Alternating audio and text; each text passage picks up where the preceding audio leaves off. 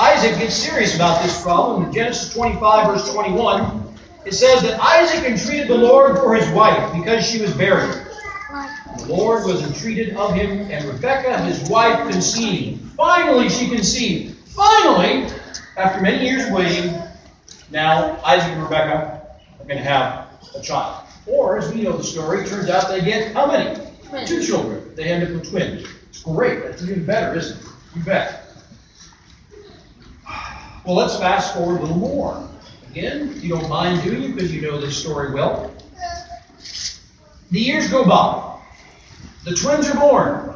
Isaac and Rebekah have 2 sons, Esau and Jacob. All right, so Esau and Jacob begin to grow up together. Jacob's the hunter. He's the outdoorsman. He's the Duck Dynasty guy. He's the right? Jacob is the indoor fella. He's the computer geek. Very different. Well, another problem emerges. Not a big one. Now let's go to Genesis 26.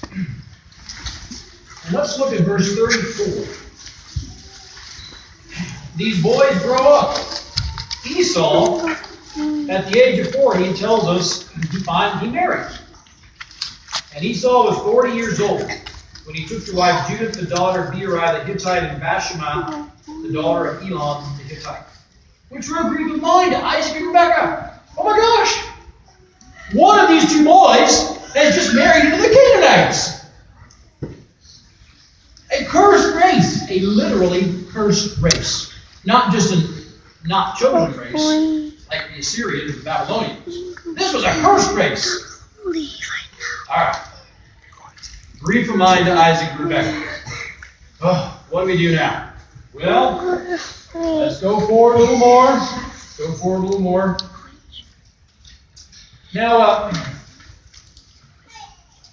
if we get a little insight into this situation, let's turn to Genesis 27, verse 46. One day Rebekah makes a comment to her husband. And she says to her husband Isaac, in Genesis 27, 46, she says, I am weary of my life because of the daughters of Heth, Esau's wives. If Jacob take a wife of the daughters of Heth, such as these which are of the daughters of the land, what good shall my life do me? So God gave us twin boys. Great. But if they both marry the Canaanite, what would the point have ever been? What good would my life have done me? Amen. Do you hear the cry of her heart? The legacy of the family is on the line.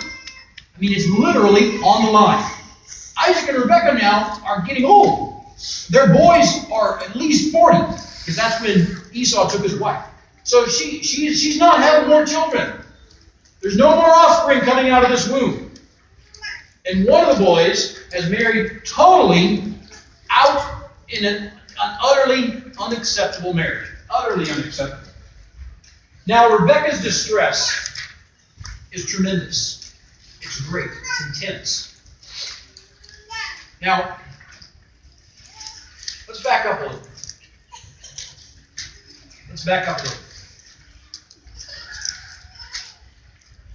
Rebekah takes action.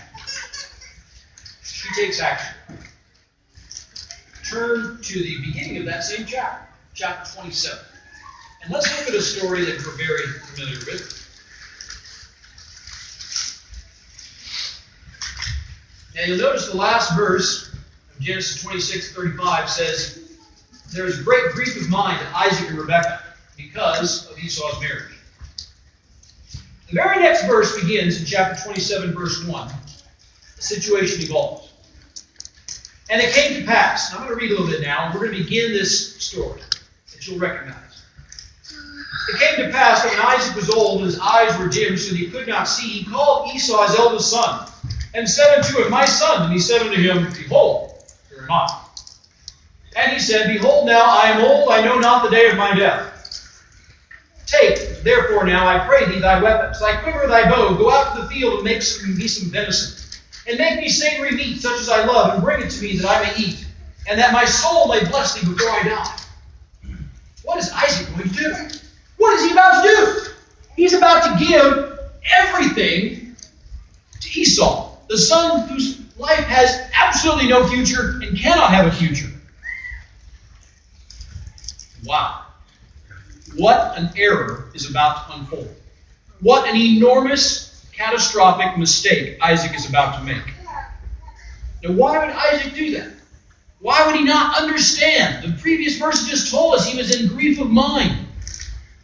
I don't really know. I don't have a good answer as to why Isaac is doing this. If I was to speculate, I think that the culture of that time, when they lived and where they lived, there is a powerful tradition called primogeniture, which meant that the father passes everything to the oldest son. And that was the way it was done, and that was the only way it was done. Well, the tradition of primogeniture can be found throughout Scripture. But we're going to find throughout the Bible there's also a number of examples throughout the Bible in which that principle and that tradition is set aside for one that's more important, in which a father gives to the son that he believes will carry on his legacy the best. And God often gets involved. Think of Jesse and David. There are a number of examples of this. Now, as we consider this problem, I don't know what to say about Isaac. I don't want to be too unkind to the man. I don't want to criticize him too harshly here. It does say that he was old. It says that his eyes were dim. Some have speculated, maybe not only was his physical vision dim, but perhaps his spiritual vision was dim. I don't really know. It kind of looks that way, but the Bible doesn't make this real clear as to the motives of why Isaac was about to make a big mistake, a great cataclysmic error here. Rebekah. Bless Rebekah, because Rebekah does not let the vision veer off to the left and over the cliff. Amen. Rebekah takes action. Amen. Now, why would Rebekah do this? Now, some are going to say, and we remember the story well here. Well, I'll tell you what, let's read a little bit before we get into this. Let's see what Rebekah does. Back to Genesis 27. Verse 5. Straight on. And Rebekah heard when Isaac spake to Esau his son. And Esau went to the field to hunt for venison to bring it. And Rebekah spake unto Jacob her son, saying, Behold, I heard thy father speak to Esau thy brother, saying, Bring me venison and make me savory meat that I may eat, and bless thee before the Lord my death. Now therefore, my son, obey my voice according to that which I command thee. Now go to the flock, fetch for me thence 2 good kids of the goats, and I will make them savory meat for thy father, such as he loveth. And thou shalt bring it to thy father that he may eat, and he may bless thee before his death. And Jacob said, Okay, Mom, what are you asking me to do? Jacob, this wasn't Jacob's idea. We're used to hearing this story from Jacob's eyes, from Jacob's point of view.